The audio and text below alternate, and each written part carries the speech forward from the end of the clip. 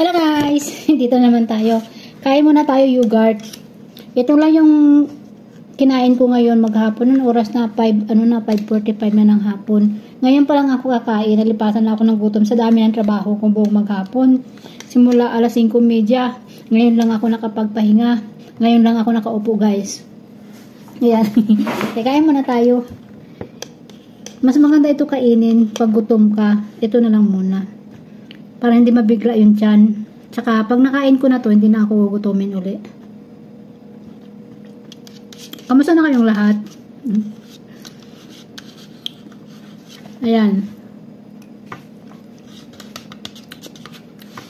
Dami ko kasing ginawa. Tambak yung nagluto ako ng malpop na sibuyas. Gumawa pala ako malpop na sibuyas. Nilagay ko na sa freezer. Tapos, gumawa din ako ng machine na isang malaking tray. Nandun na sa rep. Tapos, nagluto rin ako ng giris. Tapos, yung haris, tapos na din. Ilan po tayong nagawa ko? Malpop na sibuyas. Tapos, malpop, wargi-anab, 3. Tsaka, isang giris. Tapos, haris, 5. Tapos, yung mashi. Mga gulay guys na nilagyan ng kanin sa loob. Ang tawag doon ay mashye sa Arabic. Lebanon food yata yun. Tapos, gumawa rin ako ng salad na 3 klase. Talong, tapos, jirjir, tsaka yung tabula. So, pagod na pagod ako. Tapos habang kasagsagan ng kabisihan ko, nagluluto pa rin ako ng tanghalian ng alaga ko at saka ng amo kong lalaki. Nagluto ako ng rice tuna. Tapos gumawa rin ako ng syurba. Ngayon. Tapos awa ng Panginoon, alas 2:30. Tapos na ako magawa lahat-lahat, pati pagdugi ng haris. Ang hirap kasi guys,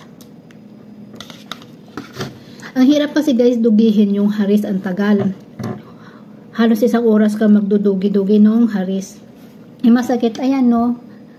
Para akong magkakapaltos ito. Saka ito, sakit. Ito dito. Tapos ito ko, masakit. Tapos dito din, ito, masakit. Kasi nyo guys, sakit nito. Kahawak nung, yung kapangdugi sa haris. Yung parang pangpukpok, pangpatpat sa, sa damit pag naglalabada. Ayun, ganun. Kaya, sobrang busy ko maghapon. Tapos, yung matanda, mayat-maya pa, utos pa sa akin ng utos. Akit pa naog ako, kaya kanina talagang sobra yung sobra yung inis ko ba, sobra yung hindi ko maintindihan kung ano yung pakiramdam ko. Kasi hindi ko alam kung saan ako susuling. Punong-puno yung lababo ko. Tapos, sabayan pala namili yung matanda, edi ang dami kong ligpitin. Mabuti na lang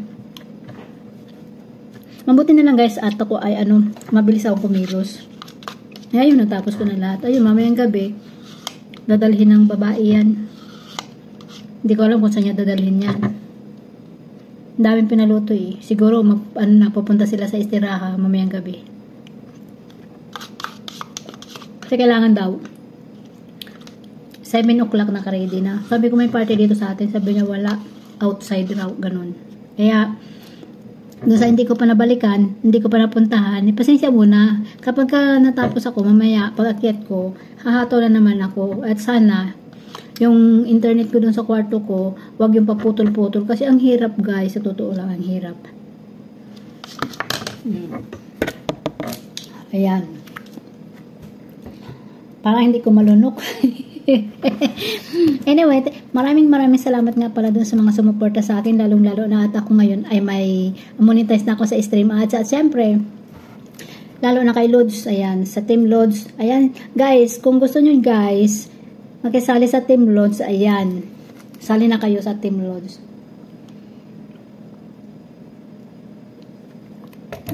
Pasimple lang yung Team Lods na yan, pero hanip, di ba? Dami. Oh, Diyos mio. Pero parang nabigla ako pagkain ng yogurt, Ito lang guys yung kakainin ko. Mamayang gabi, hindi rin ako kakain. Diba? Ayan. At sa mga gusto talaga mamonetize guys, magsipag kayo. Kailangan magsipag kayo makakipag-engage. Tapos, ganito, mag-live rin kayo. Mag-live kayo ng mag-live. Kasi, malaki ang hatak ng ng watch minutes sa pagla-live. Tapos, sabayan nyo rin ang upload ng reels.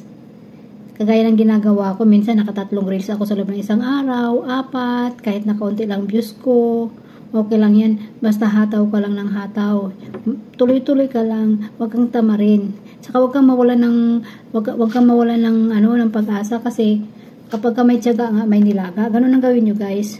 Kasi hindi naman isang iglap i-monetize ka na kagad. Kailangan mo talagang paghirapan. Yung iba kasi mas swerte talagang natatao na yung mga videos nila ay nagpo-viral. Kaya mabilis silang ma-monetize. So, diba? Kaya kayo, guys, huwag kayong manghinaan ng loob. Tuloy lang. Ganun lang, guys. Okay, thank you so much for watching. Bye-bye.